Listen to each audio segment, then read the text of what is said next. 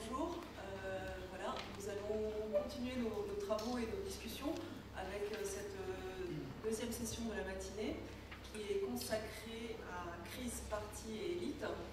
Nous avons déjà analysé des questions liées à l'Union européenne, mais on va se recentrer sur les principaux acteurs politiques, que sont bien sûr les organisations politiques et les élites, avec deux axes de réflexion pour cette session qui va couvrir 4 interventions.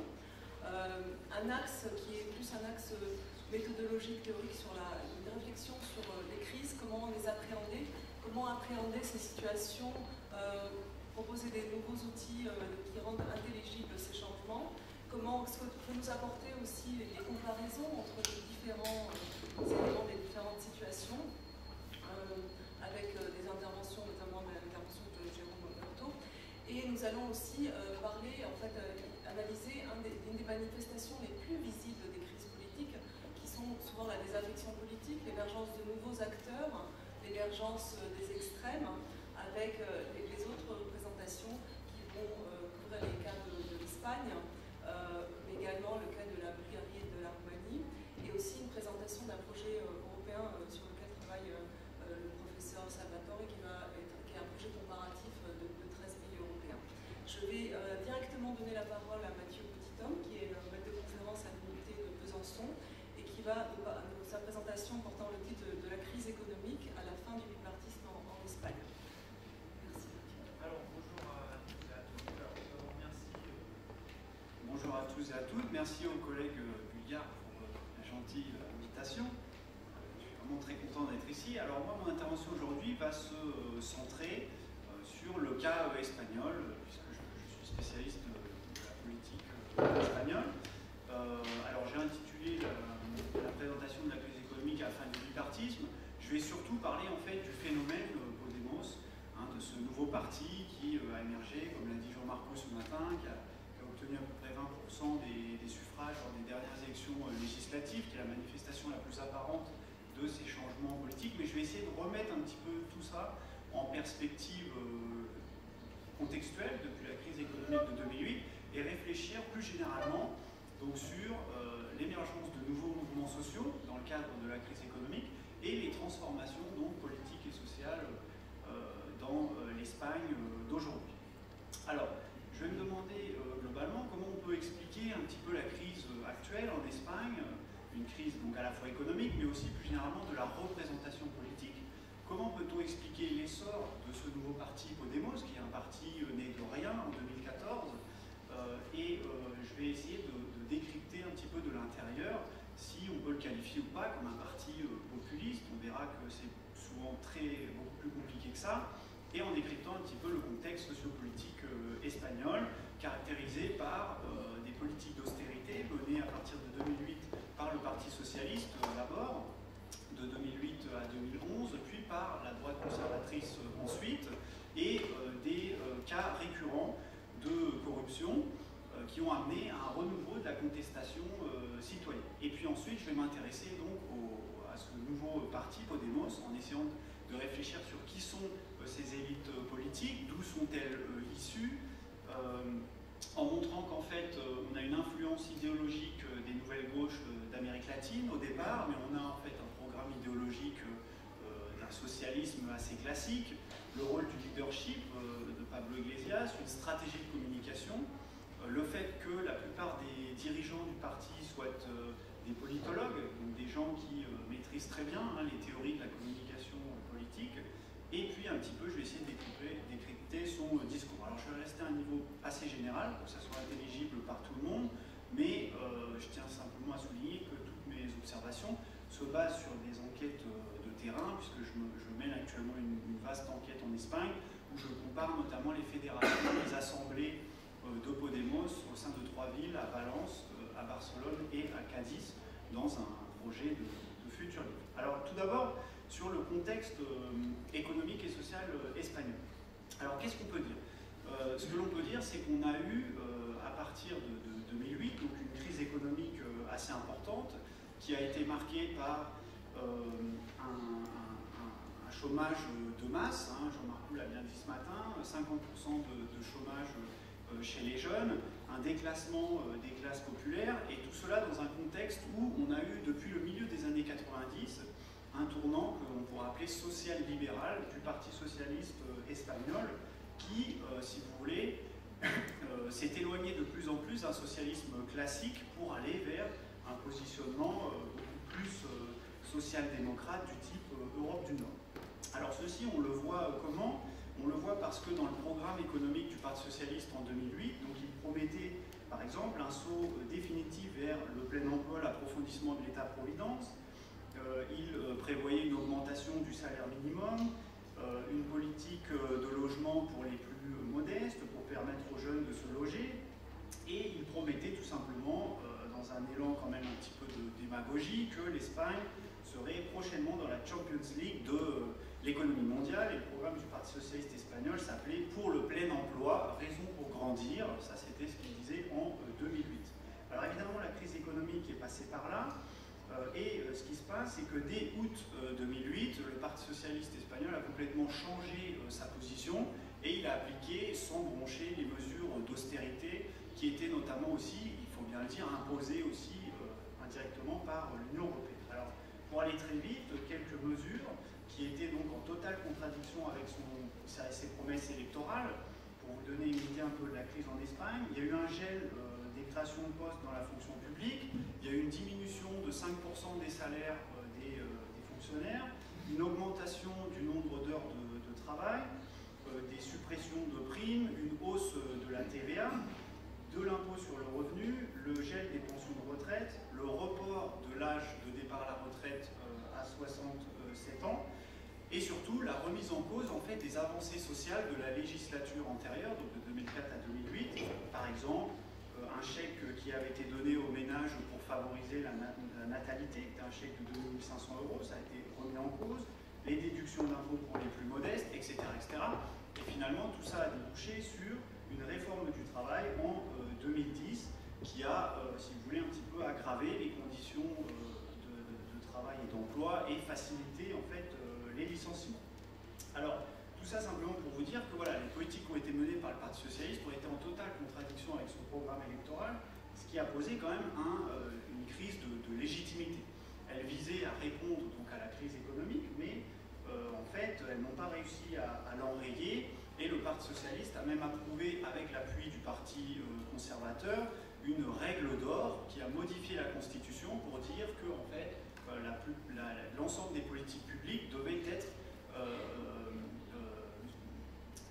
viser l'objectif de réduction des déficits publics selon la règle de 3%, la règle européenne. Alors, ce qu'il faut dire, en fait, c'est que le Parti socialiste espagnol, malgré ses politiques d'austérité, a été incapable en fait, d'enrayer les effets de la crise, et que parallèlement à cela, c'est le deuxième point, on a eu une réalité du déclassement populaire. Alors, le déclassement populaire, c'est quoi? C'est l'idée que la crise a touché très fortement les classes moyennes et populaires, on a eu une hausse des inégalités. Alors, pour vous donner simplement quelques éléments, ce déclassement populaire, on peut le noter parce que, par exemple, eh bien, de 2007 à 2011, les 10% les plus pauvres en Espagne ont vu leur revenu diminuer d'à peu près 40%.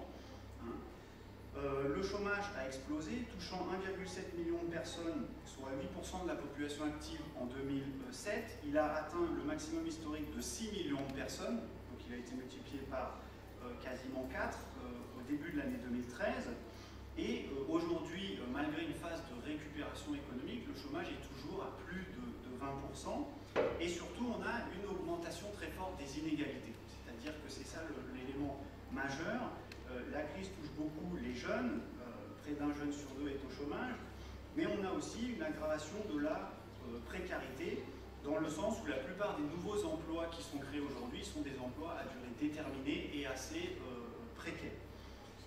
Et on a des phénomènes nouveaux, le fait par exemple que la population, pour la première fois depuis la guerre civile, a diminué sous l'effet conjugué d'un vieillissement accru de la population et au contraire une hausse de l'immigration. On a un renouveau de l'immigration, notamment des jeunes, ce qui ne se voyait plus depuis des décennies. Alors, par rapport à tout cela, évidemment, on a une situation, on a eu un renouveau de la contestation manifestations populaires et ce que j'ai appelé une certaine diffusion de l'indignation dans la société. Alors, comme je dois aller très vite, je vais simplement citer. Donc, il y a eu des manifestations, tout d'abord des syndicats, dès 2008, qui se sont mobilisés donc, contre la réforme du travail du Parti socialiste. Et puis ensuite, il y a eu de grandes grèves dans tous les secteurs. Alors là, il faut parler du phénomène des marées, c'est-à-dire c'est des mouvements sociaux citoyens qui ont utilisé un code couleur. Donc ça a commencé avec la marée blanche, qui concernait en 2010 le secteur de la santé pour contester l'idée de privatiser les hôpitaux publics, notamment dans la région de Madrid, mais aussi dans d'autres zones. Et donc vous aviez les infirmiers, les personnels de la santé qui défilaient dans les rues de façon massive pour contester ces privatisations. Ensuite, on a eu une marée verte des personnels de l'éducation, puisque les plans d'austérité ont aussi touché l'éducation. On a réduit le montant des bourses pour Erasmus, on a augmenté les frais d'inscription à l'université, qui sont quand même assez élevés en Espagne. Pour une année universitaire en Espagne, c'est plus de 1 000 €, et ça peut aller jusqu'à 2 000 voire 2 500 € par année en fonction des filières. Donc ça, c'est une situation quand même où donc on a eu un renouveau des mouvements sociaux, et puis, j'en parle pas très rapidement, dont on a parlé ce matin, mais évidemment le mouvement des indignés en 2011, qui demandait en fait, qui remettait en cause le système politique de façon générale et qui avait des revendications à deux niveaux. D'une part, une critique des responsables de la crise, notamment les banques, puisqu'il y a eu une multiplication des expulsions locatives en Espagne sous l'effet de la crise, puisque se retrouvant au chômage, beaucoup de gens n'ont pas pu payer leur crédit, et la loi hypothécaire espagnole facilite assez facilement en fait, les expulsions, donc il y a une multiplication des expulsions locatives. D'autre part, on a dans le mouvement des indignés des revendications plus générales pour une démocratie plus participative, plus horizontale, une critique des partis traditionnels, une demande de transparence plus forte en politique.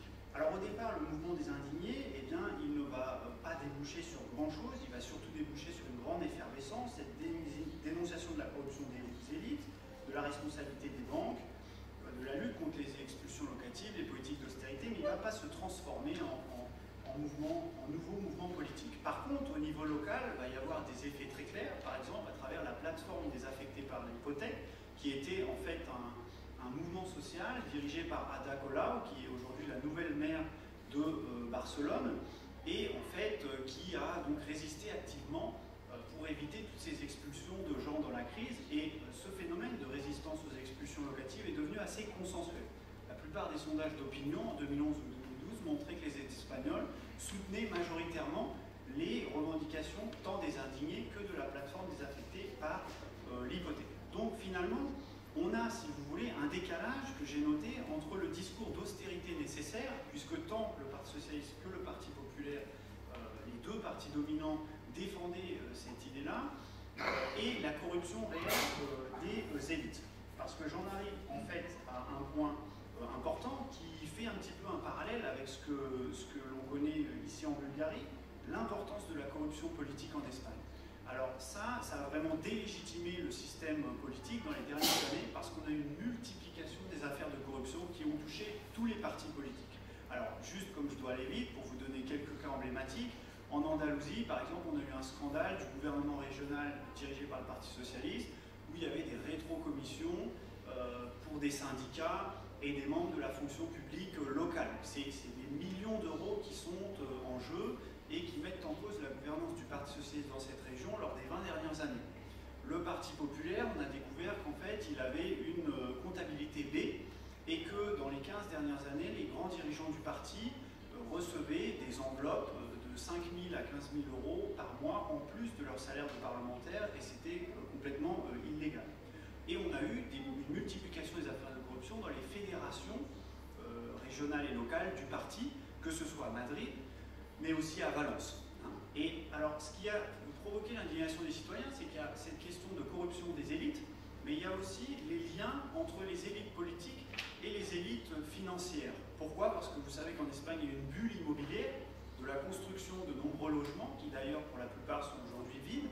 Il y a plus d'1,5 million de logements vides, et qui étaient en fait soutenus par les élites locales, parce qu'en construisant sans cesse de nouveaux logements, il pouvait avoir des rétrocommissions sur ces projets de logement qui pour beaucoup n'étaient pas viables. Ce qui vous explique qu'aujourd'hui en Espagne, il y a une multiplication de chantiers fantômes. Il y a des villes fantômes entières qui ont été construites ici ou là. Alors, pour vous donner quelques exemples, l'aéroport de Castellón de la Plana n'a pas fonctionné pendant plus de 10 ans. Il vient juste de l'ouvrir récemment. Il y a eu la Cité des Sciences à Valence, qui fonctionne, mais c'est un gouffre financier. C'est plus de 300 millions d'euros de déficit. Et de nombreux projets comme ça qui ont le tramway. Il y a une ville qui s'appelle Jaén en Andalousie. Il y a un tramway qui a été construit, qui n'a jamais fonctionné, etc., etc. Et pour finir, cette crise de légitimité, elle a même touché les partis nationalistes, par exemple les Catalans, qui se disaient plus exemplaires, puisqu'on a découvert que Jordi Pujol, qui était l'ancien dirigeant de la Generalitat du gouvernement régional catalan, il a tout simplement, à l'été 2013, dit moi, vous savez, j'ai à peu près 50 millions d'euros d'argent dans des comptes en Andorre, et puis voilà, c'est un héritage, bon, personne ne l'a cru, mais ça a amené au discrédit de ce parti, et de même, ça a touché aussi la famille royale. Et c'est d'ailleurs pour ça qu'il y a eu la succession de Juan Carlos, parce que Juan Carlos, qui avait un crédit très important lié à sa gestion de la transition démocratique, et la modernisation de l'Espagne, etc., dans les années 80, il a perdu ce crédit. Pourquoi? Parce qu'en fait, à l'hiver 2011, dans son discours de Noël, il a demandé aux Espagnols de faire des efforts, et 2 semaines après, il était en voyage au Botswana pour un safari, il s'est cassé le genou, donc malheureusement, et puis la hanche, malheureusement on a su ça, donc il y avait ce que je vous dis, c'est-à-dire un décalage entre ce discours de l'austérité nécessaire et en fait les pratiques réelles des élites.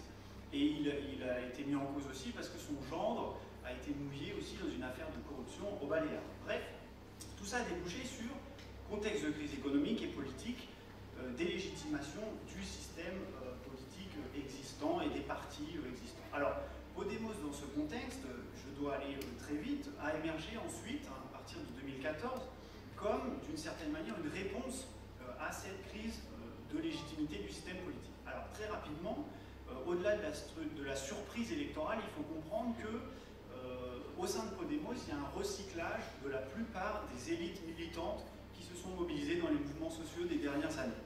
Alors, pour vous donner une idée, Ada Colau, je l'ai déjà dit, maire de Barcelone aujourd'hui, c'est elle qui a créé la plateforme désaffectée pour l'hypothèque. D'autres dirigeants syndicaux, d'autres dirigeants des mouvements sociaux dans les protestations, dans l'éducation, dans le secteur de la santé, etc., ils se sont en fait investis très massivement dans la création de Podemos. Et puis au-delà de cette génération d'élites issues des mouvements sociaux, on a bien évidemment aussi des élites issues de la faculté, puisque la plupart des dirigeants de Podemos aujourd'hui sont en fait des intellectuels, que ce soit Juan Carlos Monedero, Pablo Iglesias, Íñigo Errejón ou d'autres, ils sont tous issus de la faculté de l'Université Complutense de Madrid, qui d'ailleurs dans les années 2000 était à la pointe de la contestation.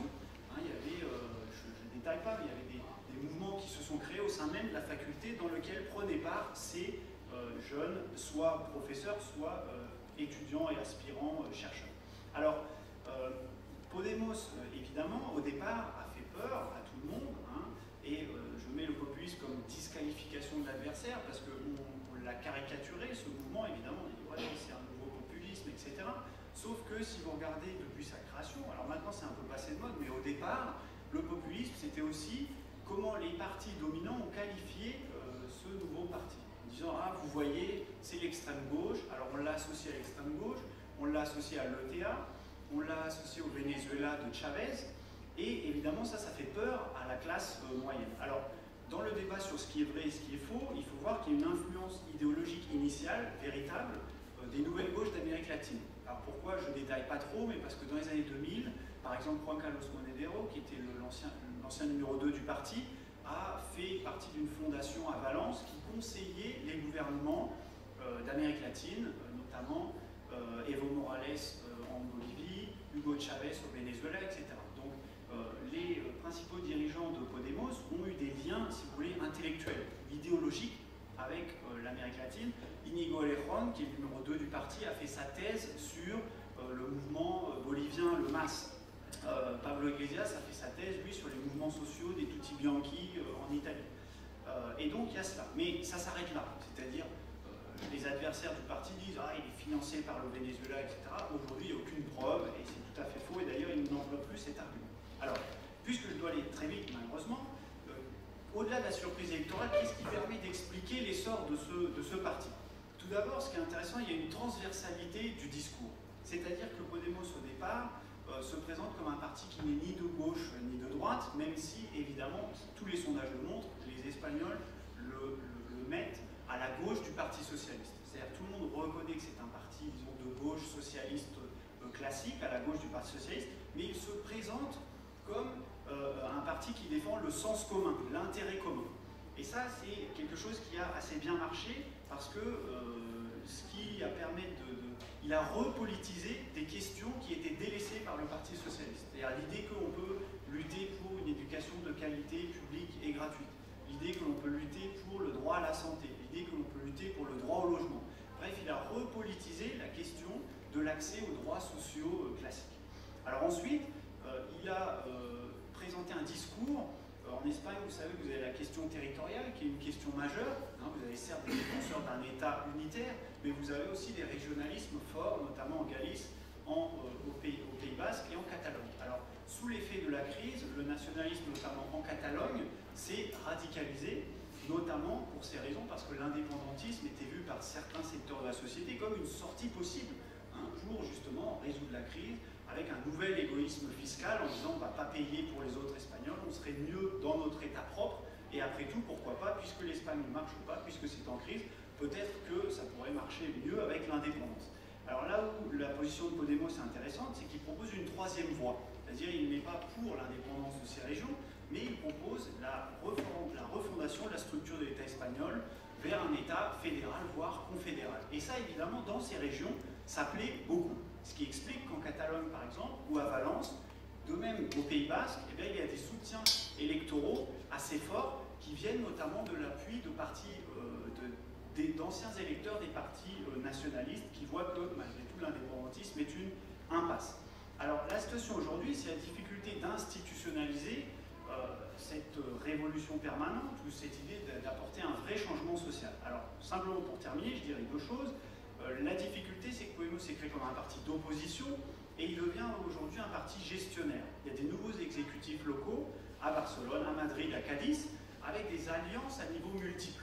Donc au niveau local, il est de fait obligé de s'associer avec le Parti socialiste, voire avec d'autres partis, et on voit qu'en fait, il est obligé de mettre la main dans la gestion des exécutifs locaux, et c'est pour ça que l'on voit que ce n'est pas un parti d'extrême gauche, puisque de fait, il gouverne avec d'autres acteurs.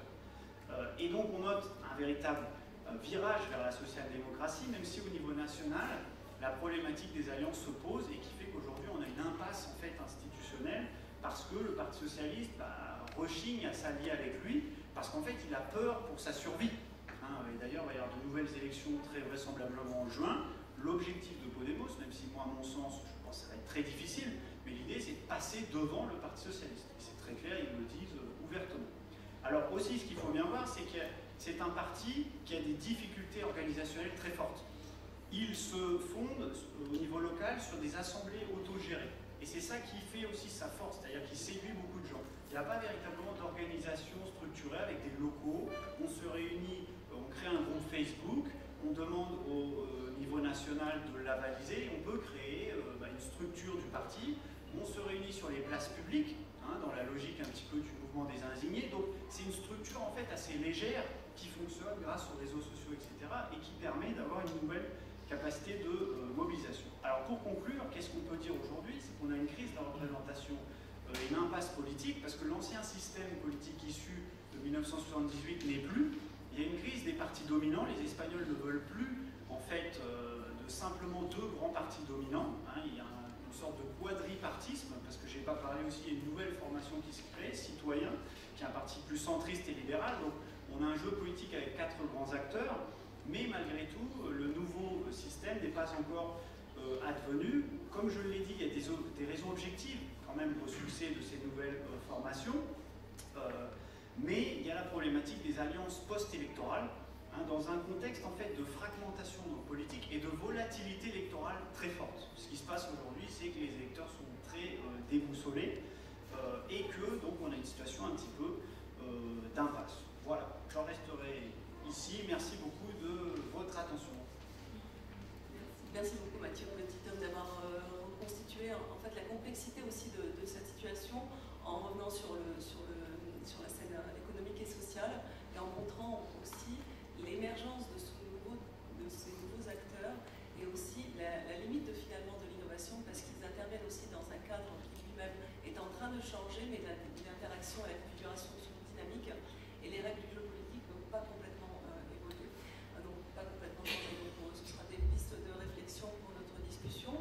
Je propose de passer tout de suite à notre deuxième intervention avec Jérôme Meurtaud, qui est maître de conférence à Paris-Dauphine, actuellement en détachement à l'Institut de recherche sur le Maghreb contemporain à Tunis, où il mène aussi des recherches sur les nouvelles élites qui apparaissent en Tunisie. Son intervention peut apporter sur que peut-on apprendre d'une crise, les révoltes arabes à la lumière des transitions post-communistes, et également pour un quart d'heure. Et nous allons, une des pistes de discussion, ça va être effectivement quel est l'apport heuristique des comparaisons et ce que peuvent aussi nous apprendre ces nominations sur les enjeux et les luttes qu'il y a entre les acteurs sur la nomination, la filiation, comment on s'inscrit dans une filiation plus longue et comment on peut aussi exercer de violence symbolique en nommant les événements. Merci Jean.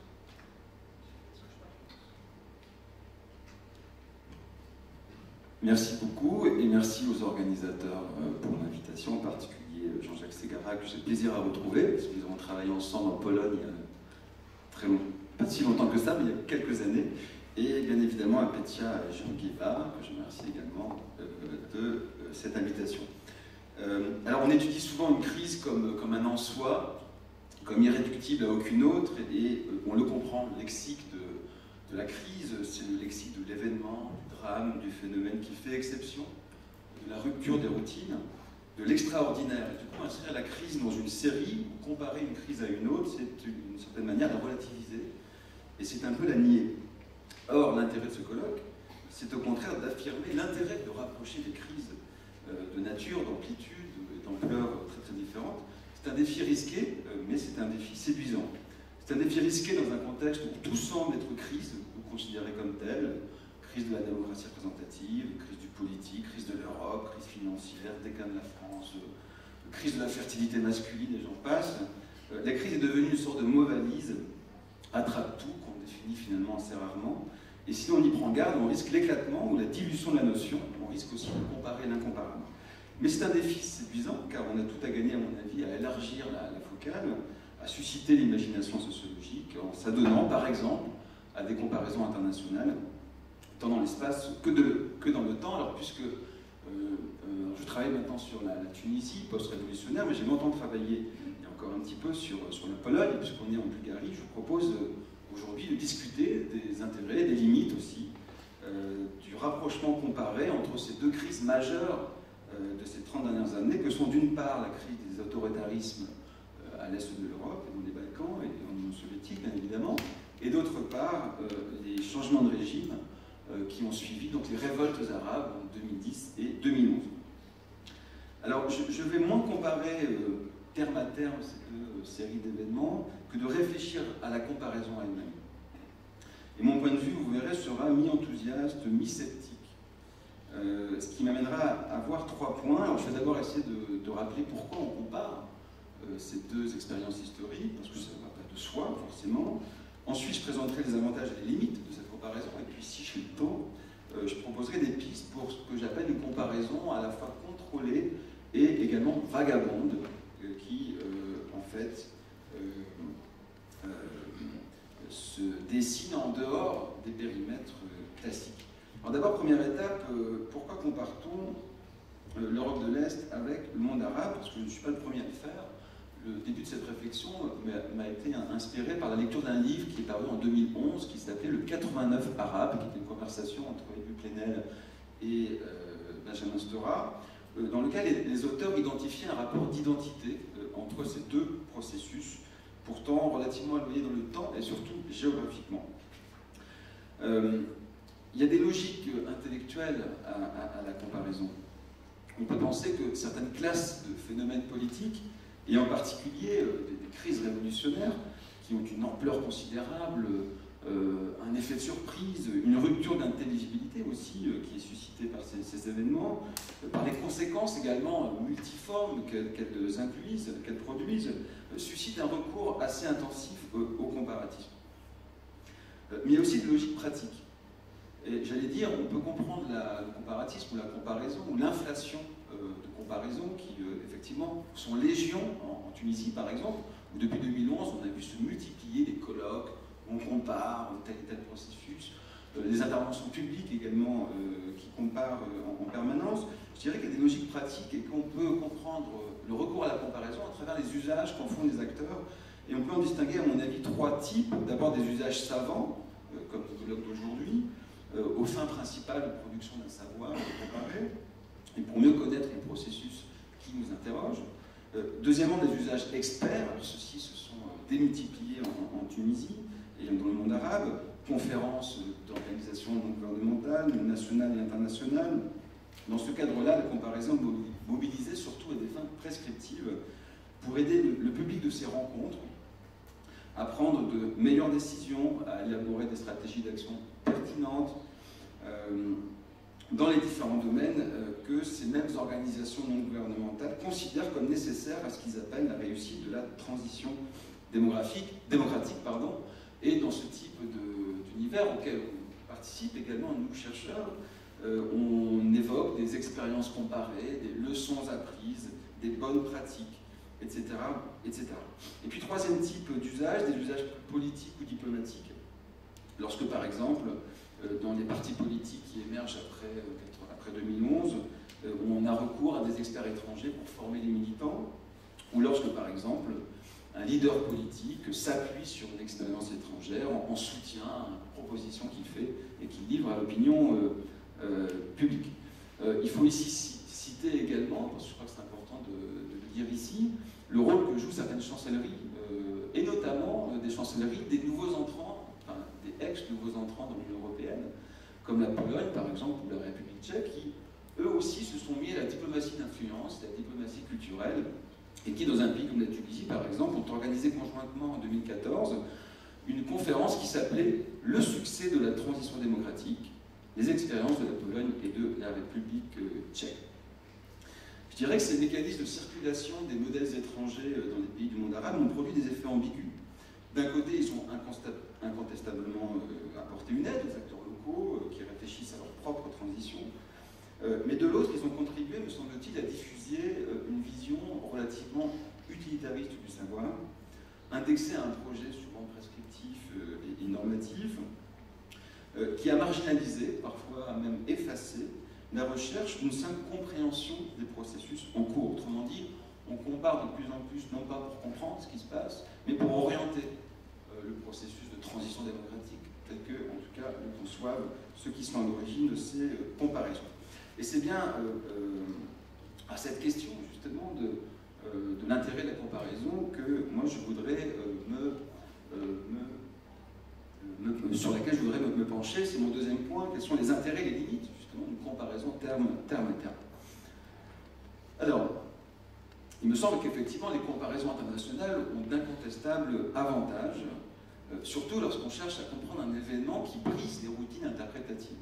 Les chercheurs tunisiens, égyptiens ou étrangers travaillant sur ces pays ont connu un certain désarroi en 2011 parce qu'ils n'ont pas du tout vu venir la révolte populaire, l'effondrement du régime, et surtout ils n'étaient pas munis d'outils intellectuels susceptibles de les aider à produire de l'intelligibilité sur ce qui se passait. Pourquoi? Parce qu'ils étaient porteurs surtout d'un savoir local et d'une connaissance approfondie du pays en question, de son histoire, mais par exemple pas du tout de l'analyse d'un changement de régime, d'une crise révolutionnaire, voire de l'action collective.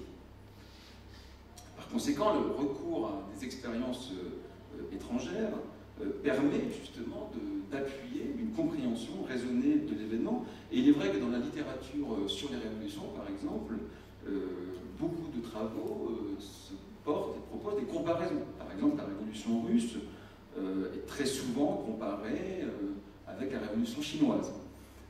Autrement dit, la révolution n'est pas uniquement étudié comme un en soi, précisément, dans ce type de littérature.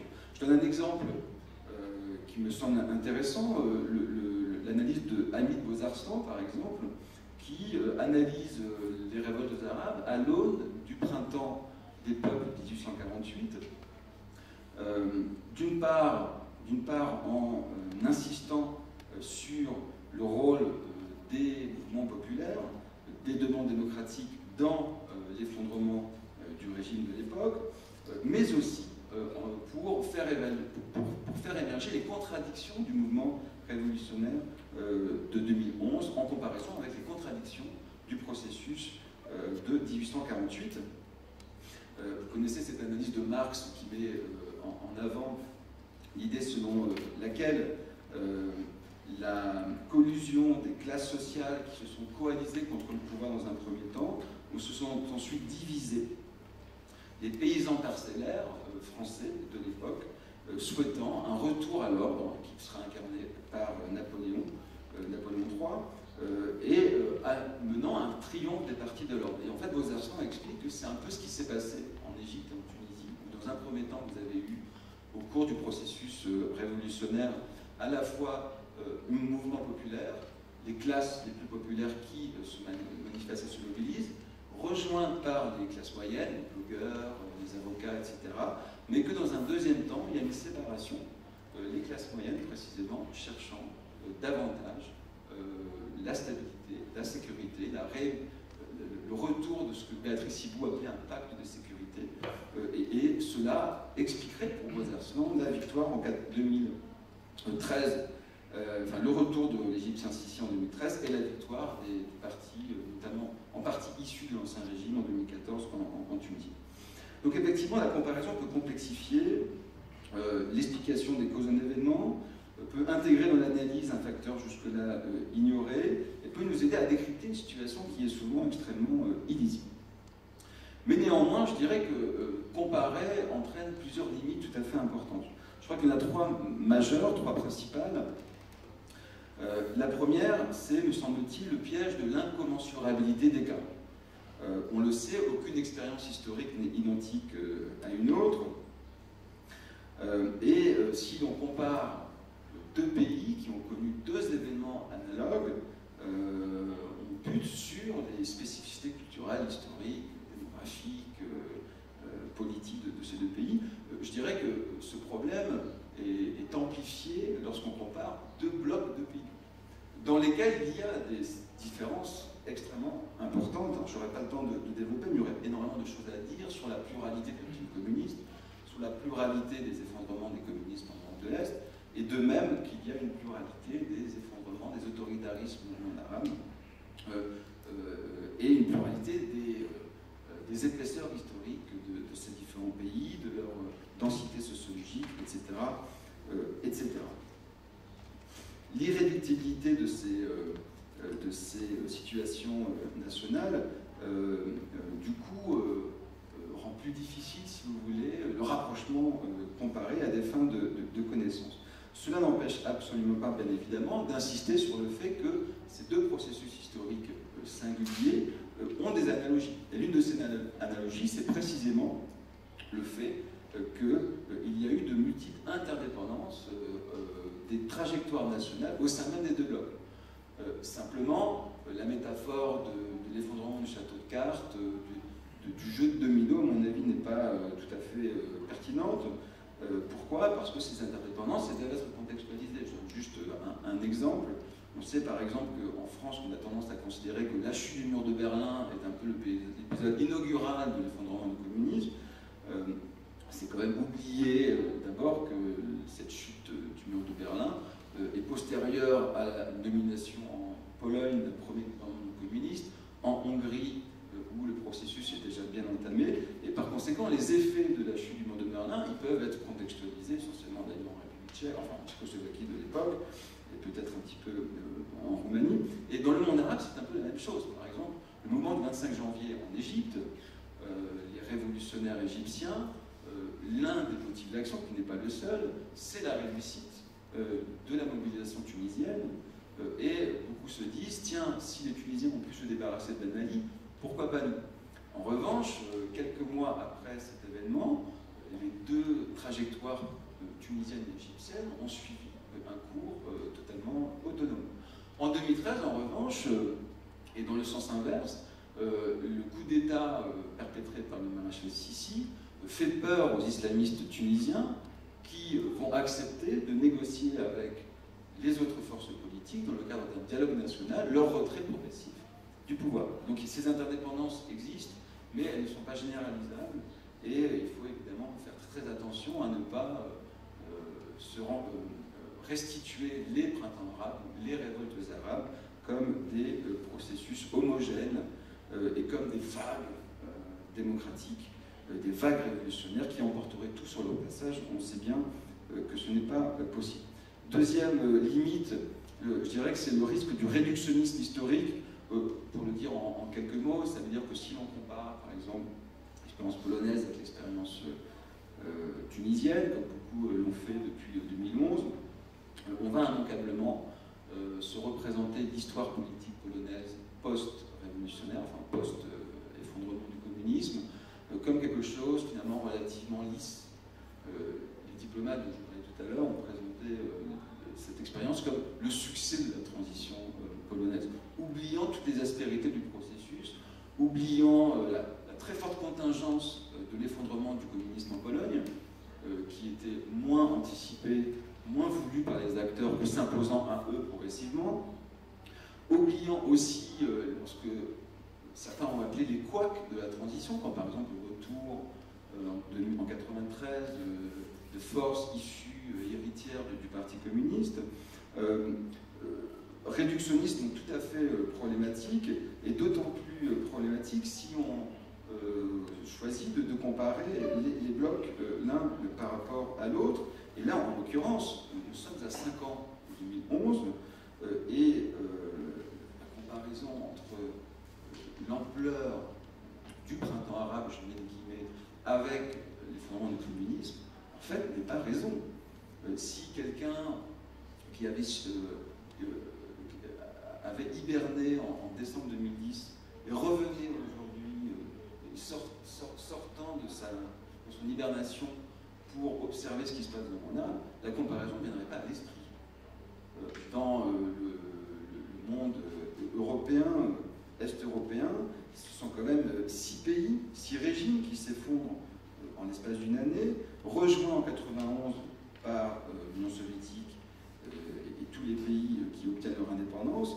Bon, dans le monde arabe, si on fait une sorte de petit bilan actuel, 5 pays sont entrés en turbulence, mais un seul aujourd'hui est entré dans un processus apparent de transition politique vers une voie démocratique. 3 autres s'enfoncent dans la violence, voire la guerre, et un autre renoue avec les fondamentaux de l'ancien régime, qu'on a rappelé tout à l'heure, Jean-Marc.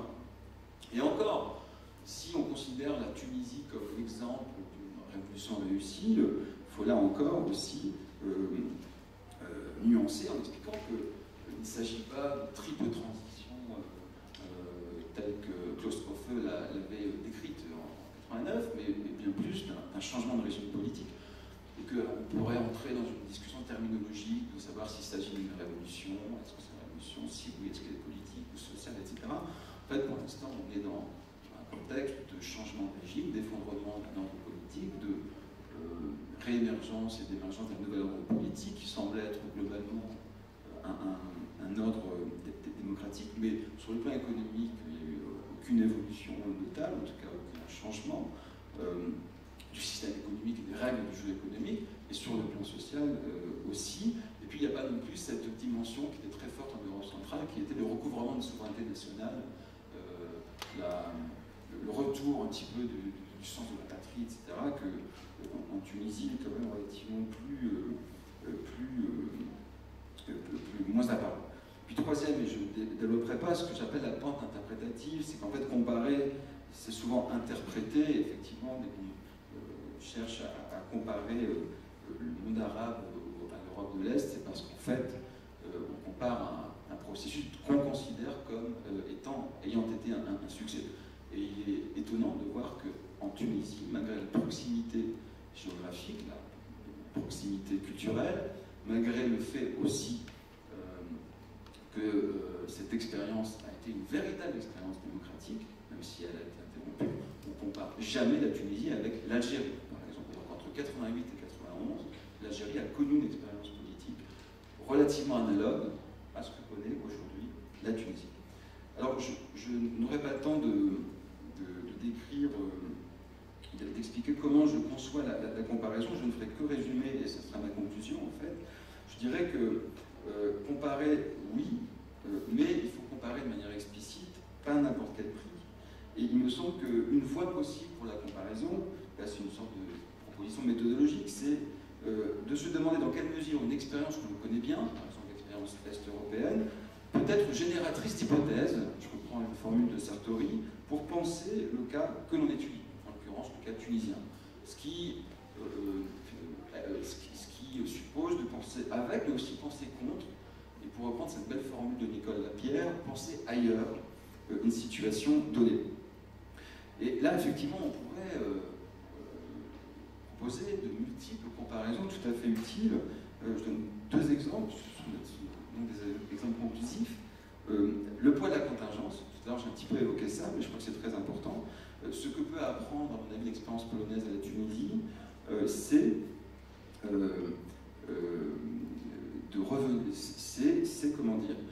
de dissocier, plutôt de se prémunir contre une analyse trop causale des changements.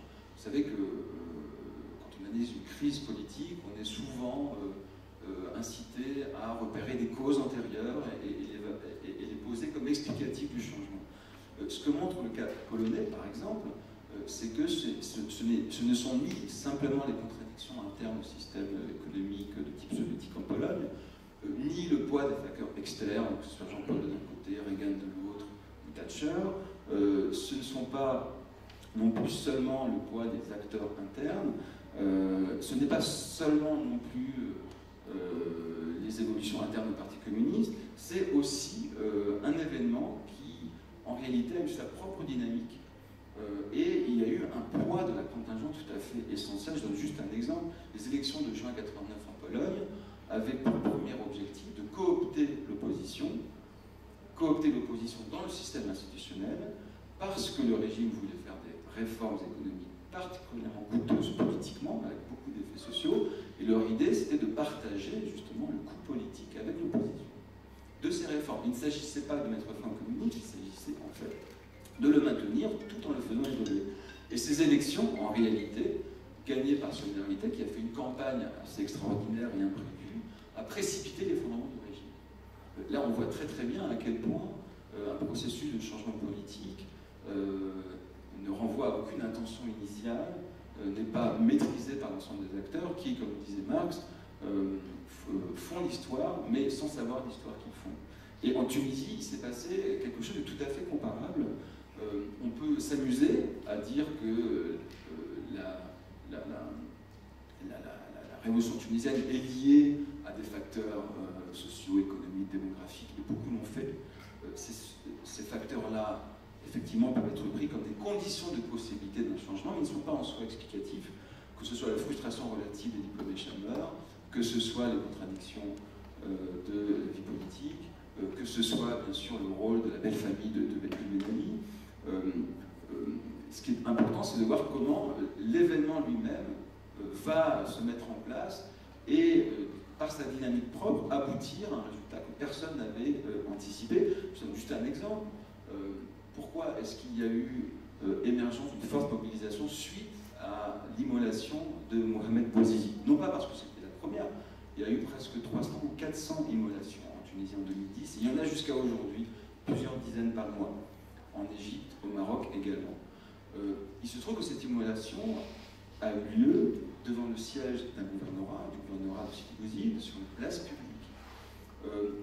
Et que c'était à Sidi Bouzid, un moment particulier, c'était fin de semaine, au début des vacances, jour de marché. Et que tout cela explique qu'il y ait beaucoup de monde sur la place, en fait, où s'est immolé Bouazizi. Et il se trouve aussi qu'il y avait des syndicalistes locaux qui étaient présents. Et Et ces petits éléments qui relèvent en fait peut-être de l'anecdote ont été absolument déterminants dans la primo-mobilisation. Ensuite, il y a toute une autre série de contingences événementielles qui vont expliquer jusqu'au départ de Bénin. On pourrait également réfléchir aux enjeux mêmes de la qualification, tu l'as évoqué tout à l'heure, de la dénomination des événements et des expériences politiques. La notion de révolution, par exemple, qui a accolé à la situation tunisienne, a convaincu énormément de gens et notamment d'observateurs. Or, si on s'interrogeait sur les usages antérieurs du terme révolution, et notamment à propos de l'Europe centrale, on pourrait être plus prudent. Par exemple, le cas roumain, qui est à peu près le seul pays pour lequel on a utilisé cette notion, est aussi le pays qui mettra le plus de temps à sortir de l'autoritarisme. Au point même que suite à la révolution rebelle, c'est un gouvernement néo-communiste qui reprend le nom. Et on pourrait multiplier ainsi les exemples. Bien évidemment, dernier exemple, je terminerai par là, la question du rôle des élites. Moi, je ne suis pas un fervent défenseur de la transitologie, mais en même temps, il faut reconnaître que l'intérêt que ce courant d'analyse porte au jeu des acteurs centraux et des élites est tout à fait utile pour penser la révolution tunisienne, qui n'est pas seulement une révolte populaire, et de fait, on ne peut pas comprendre, c'est un objet de nos recherches d'abord en Tunisie, on ne peut pas comprendre l'effondrement du régime de Ben Ali si rapide sans tenir compte de l'érosion des soutiens dont pouvait bénéficier Ben Ali jusque-là dans les différentes élites sectorielles qui ont précipité son départ jusqu'aux élites du système sécuritaire. Donc faire de la comparaison, oui, comme un outil de la recherche, élargir la comparaison, oui, mais en fonction de la question qu'on se pose. Je n'ai pas eu le temps de développer, mais j'aurais souhaité vous parler de ce que j'appelle la comparaison vagabonde. Et surtout, là je m'adresse plus aux étudiants, je pense que toute comparaison suppose une faisabilité, et bien souvent il manque soit des données, soit la littérature scientifique pour rendre possible le raisonnement comparé. Par exemple, moi je trouve très intéressant, je suis sur les reconversions et les recyclages des élites, de prendre le cas est-européen comme un point d'appui, mais en réalité je trouve beaucoup plus de sources dans la littérature scientifique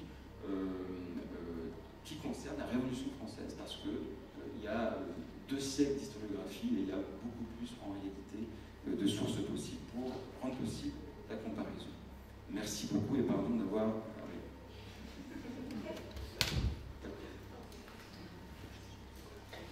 Merci, Roberto, de nous proposer ce programme de recherche. C'est génératrice d'hypothèses, pas pour distribuer des bons ou des mauvais points, mais justement pour faire avancer la recherche et avoir une connaissance fine du contexte. On va maintenant passer à la présentation d'Alexandra Yankou, qui est maître de conférence à l'Université de Bucarest, qui va nous parler, donc son intervention porte sur la modernisation des élites post-communistes en Roumanie et en Bulgarie. On va voir la tension entre cette apparition de cette nouvelle manière de faire de la politique, mais qui est à rebours, avec des tensions et des résistances. Merci Alexandra, un quart d'heure également. Merci beaucoup. Alors, moi je serai un petit peu plus court parce qu'il s'agit plutôt de pistes d'investigation, disons, les élites politiques, tout en dépensant cette mesure de la transitologie pour aller dans l'étape de post-adhésion. Ainsi dire, ça veut dire plus les dernières années 2004 jusqu'à 2014, voir est-ce qu'il y a quelque chose dans la structuration des élites qui pourrait, par exemple, expliciter pourquoi y a-t-il l'essor des mouvements sociaux qui demandent le changement des élites, dénoncent la corruption de ces élites. Est-ce que, bien au-delà du sentiment de la non-représentation, y a-t-il quelque chose dans cette structuration? Alors, moi, je veux regarder les élites, en particulier les élites roumaines et les élites bulgares, souvent citées comme de bons exemples de la non-représentativité et de la corruption. Mais pour montrer qu'il ne s'agit pas d'un caractère idiosyncratique de ces pays, vous aurez aussi sur les graphiques des exemples des élites de la Pologne et de la République tchèque. Alors là, ce sont les élites uniquement, les élites gouvernementales, donc ce sont à peu près 500 personnes qui ont occupé la une de la politique durant les 10 dernières années. Ceci étant, les élites politiques sont moins étudiées parce qu'on cite surtout des causes institutionnelles pour ces dérives dans la région. Le peu de littérature qui existe sur les élites, surtout sur les élites parlementaires, se trouve dans un équilibre précaire entre ceux qui disent qu'il s'agit d'une part de la professionnalisation, une certaine tendance vers la professionnalisation des élites, versus les autres qui disent qu'il s'agit plutôt des logiques clientélaires qui perdurent, du personnalisme, donc une absence de modernisation des élites, de démocratisation des élites. Alors normalement, lorsqu'on regarde la question de la modernisation et du recrutement, il s'agit plutôt de la thèse de la professionnalisation, au sens où il y a cette tendance à recruter des gens qui ont un savoir-faire explicite et une compétence dans leur domaine décisionnel, ce qui ne veut pas nécessairement dire que c'est la fin de l'informel dans la politique, mais qu'il s'agit quand même de l'institutionnalisation de certaines règles de promotion en politique. Il y a des trajectoires prédictibles pour arriver dans une fonction publique. Il y a des ressources qui sont plus importantes par rapport à l'autre. Lorsqu'on compare ces élites, on pourrait voir par exemple que dans des démocraties plus instables, dans des démocraties sans parti politique, c'est plutôt la richesse, la fortune des gens ou plutôt le statut social qui compte dans la sélection que par exemple une bonne expérience en politique, cette logique d'accumulation de l'expérience. Et on ne parle pas véritablement d'une politique weberienne, ça veut dire est-ce qu'ils ont de la vocation, mais au moins est-ce qu'il y a de la prédictibilité dans cette manière de bâtir une carrière politique.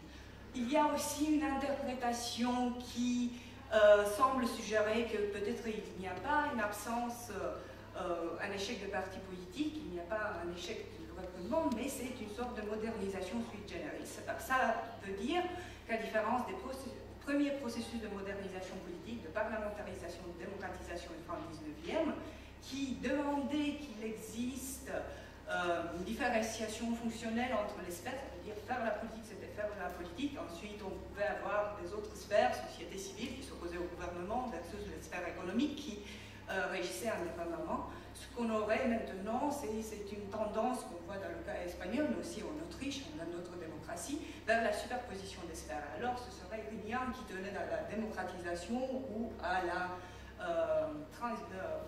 l'Europe centrale orientale, mais ce sera une nouvelle tendance de mélanger des sphères, de mélanger public et privé partout en Europe au moins. Il y a un gros débat dans l'interprétation de ces ressources, par exemple à savoir les ressources économiques. Est-ce que c'est bien? Est-ce que ça apporte de la réforme d'avoir du recrutement extérieur du secteur privé dans des fonctions de haut niveau?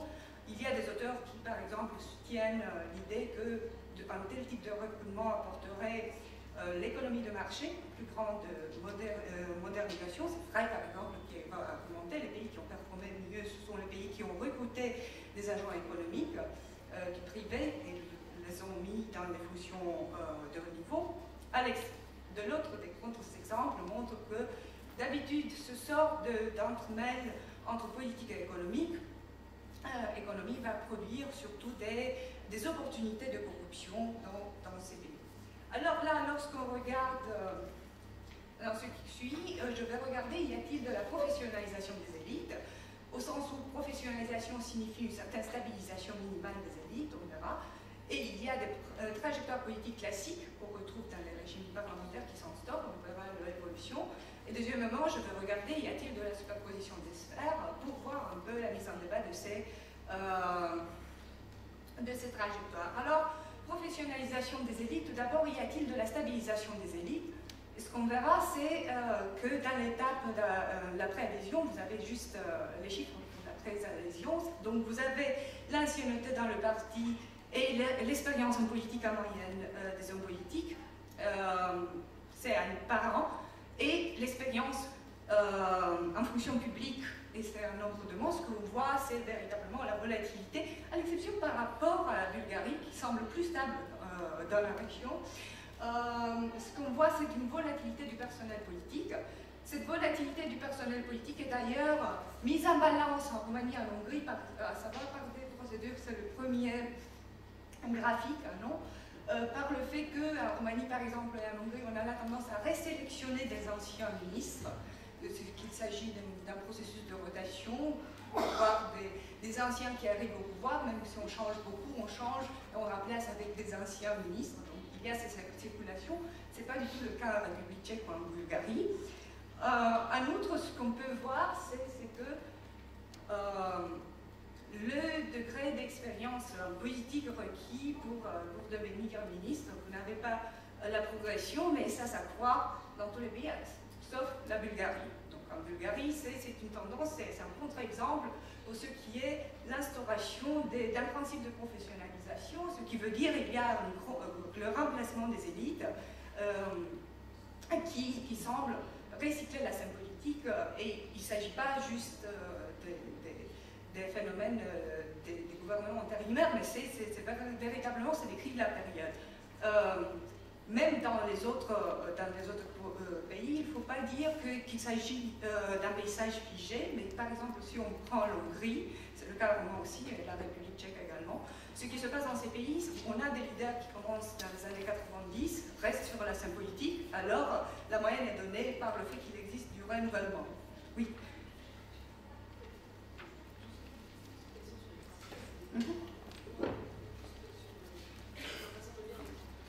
Sur la façon. Oui. Bah, oui. Donc, c'est nationalité dans le parti, c'est un nombre d'années en moyenne pour la volatilité, ça veut dire pour les ministres individuels, chaque membre du gouvernement, donc c'est pas la moyenne gouvernementale, combien dure un gouvernement, mais combien un ministre reste en place. Ça c'est months in office. Alors pour la seniorité, c'est la même chose. Donc la moyenne des années nécessaires avant la nomination pour qu'on devienne ministre dans le parti, au sein du parti, ça c'est le nombre d'années. Donc disons qu'en Hongrie, il faut avoir à peu près 14 années d'expérience dans le parti avant de devenir ministre. Et la déviation standard montre qu'il existe quand même des variations, ça veut dire qu'il y a des gens qui entrent plus tard, mais normalement il y a un noyau dur des personnes qui sont restées là. Pour l'expérience en politique, on voit quand même que c'est moins important, mais ça reste. De nouveau, c'est à prendre en compte la première nomination dans une fonction publique, après 1989, que ce soit-elle une position dans le local, dans le central, ça veut dire ancien parlementaire ou ancien ministre. Donc ce qu'on voit, c'est cette différence, mais cette différence, par exemple, en République tchèque, on le voit également, c'est plutôt un cluster pays Roumanie-Hongrie, République tchèque, Bulgarie, en ce qui concerne ces tendances vers la professionnalisation. Y a-t-il quand même de la prédictibilité? Ça veut dire, est-ce qu'on peut voir des trajectoires qui se forment? Est-ce qu'on peut voir, durant les 10 dernières années, en tant que tendance générale, et le déclin, si vous voulez, de l'importance des ressources politiques? Il y avait, et ça commence en tant qu'étape post-adhésion, on le voit en Roumanie, on le voit en Bulgarie également. En Roumanie, les taux de parlementarisation, par exemple, est-ce qu'il est important d'être parlementaire avant de devenir ministre? Ça veut dire avoir reçu une forme de légitimation avant de devenir ministre. Et ce qu'on voit, par exemple, ici, là-bas, la Roumanie est en rouge, la Bulgarie est en bleu. Ce qu'on voit, c'est que ça remonte récemment, parce qu'en Bulgarie, ça touche jusqu'en 2015. Mais ce qu'on voit, c'est que la tendance en Roumanie, ça reste important pour les MP, mais ça décroît pour l'expérience locale, qui était importante en début des années 2000. Et que la seule expérience qui est importante en Roumanie, mais qui n'est pas si importante en Bulgarie, que récemment ça commence à s'accroître, c'est l'expérience exécutive, ça veut dire dans une position de promotion interne. On est des anciens, par exemple, des anciens secrétaires d'État pour maximiser ensuite le recrutement à l'intérieur de l'exécutif des personnes qui ont déjà de l'expérience. Il y a également une autre ressource qui va s'accroître, c'est toujours dans cette idée technocratique, c'est celle des anciens fonctionnaires publics. Ça veut dire la bureaucratisation, si vous voulez, de la fonction gouvernementale. Ce qui est plus intéressant, c'est la deuxième chose. Sont celles-ci voire même en Roumanie, par exemple, voire même en Hongrie, sont celles-ci véritablement des élites politiques. Ça veut dire, est-ce que ce sont des gens qui se sont dédiés à la fonction publique? Est-ce que ce sont des gens qui font que ça? Et ce qu'on voit, c'est en fait une superposition des ressources par rapport à d'autres domaines. C'est le recrutement du monde académique qui est très grand, c'est à 50%, qui a quand même des explications différentes, à savoir en Hongrie ou en Roumanie, c'est avoir un deuxième job, plus ou moins. C'est avoir une porte d'entrée, mais aussi une manière de sortir en politique au cas où quelque chose se passe. Donc ce qui se passe, c'est un double phénomène de colonisation du monde politique vers le monde universitaire et vice-versa. Pour la Bulgarie, ça semble au moins que le recrutement est positionnel, au sens où c'est plus important d'avoir des recteurs ou des doyens qui font de la politique. C'est pas uniquement des universitaires, tandis que si vous regardez dans les autres pays, ce sont plutôt des universitaires. Il y a aussi la sphère de la société civile. On voit la même chose, ça veut dire la présence des gens qui ont activé dans les associations, soit dans des grandes associations, mais des gens qui restent avec de telles filiations. Et c'est intéressant de le voir parce que, surtout dans certains pays, ce sont des gens qui sont entrés dans les années 90, ce qui veut dire qu'ils superposent l'expérience politique avec l'expérience civique. Et puis, ce que je trouve que c'est plus intéressant, ce sont ces ressources économiques. Ça veut dire qu'il existe un recrutement qui, dernièrement, et c'est un phénomène d'après les années 2000, favorise la sélection des gens qui ont une expérience dans le monde des affaires. Que ce soit telle une expérience, et ça dépend. En Bulgarie, c'est plutôt dans le privé, et ça dépend du gouvernement, mais ça peut être du privé à l'extérieur, ou du privé des multinationales, ou du privé national, ça veut dire du monde des entreprises. De même, en Hongrie, ça veut dire c'est divisé entre les deux. En Roumanie, c'est plutôt l'économie nationale. Donc cette tendance de prendre des gens qui ont des ressources pour les parachuter dans les autres positions publiques rend d'ailleurs difficile crée d'ailleurs des opportunités, des débats publics visant l'allocation par exemple des contrats préférentiels. On voit de tels conflits émerger en Roumanie, en République tchèque, moins en Bulgarie. Mais ce qu'on voit, c'est que c'est plutôt un phénomène global. Oui, la Hongrie, oui, ça c'est en première position, mais la Roumanie également. Donc on a cette tendance de recrutement qui fait que en fait, public-privé soit superposé en dernière instance. Donc dernière observation, parce que je ne vais pas véritablement en conclusion de ce leçon de la question au niveau descriptif, ce qu'on voit lorsqu'on va compiler les grandes trajectoires, alors qu'est-ce qui explique? On a une composante politique qui dit que voilà, il faut avoir de l'expérience politique, expérience dans le parti, être ancien parlementaire, etc., ancien ministre. Mais ensuite, on a d'autres composantes qui expliquent la promotion dans les fonctions publiques, dans la région. C'est une question de patronage local, ça veut dire venir dans le local avec le support, occuper des fonctions dans le local, mais aussi avoir des ressources économiques. Il y a une composante qui vise ensuite l'expertise tout court, qui est des ressources académiques, mais aussi d'expérience en tant que fonctionnaire public en tant que tel. Et dernièrement, ce sont des indépendants ou ceux qui sont parachutés de l'extérieur de la société civile. Et c'est intéressant que ces deux composantes vont pas de pair, ça veut dire qu'il y a l'expertise qui est l'expertise en tant que telle pour la chose publique, mais ensuite il y a une composante indépendante qui vise ceux qui viennent des ONG, ceux qui n'ont pas d'affiliation politique et qui créent à travers la région une catégorie à part des décideurs politiques. Voilà, merci. Merci beaucoup Alexandra de nous avoir présenté dans les temps cette sociologie des élites ministérielles bulgares et roumaines et aussi hongroises et tchèques, en situant aussi la complexité des parcours et des trajectoires. Je pense qu'on aura l'occasion dans la suite de la discussion de compléter les questions et ces images. Je vous propose maintenant de passer à la dernière présentation de cette session de ce matin avec Sergio Salvatori de l'Université de Salento a Lecce, qui va nous parler d'un projet en cours sur la représentation de la crise et crise de la représentation, qui est un projet qui implique 13 pays européens européen. Et son intervention sera en anglais, sans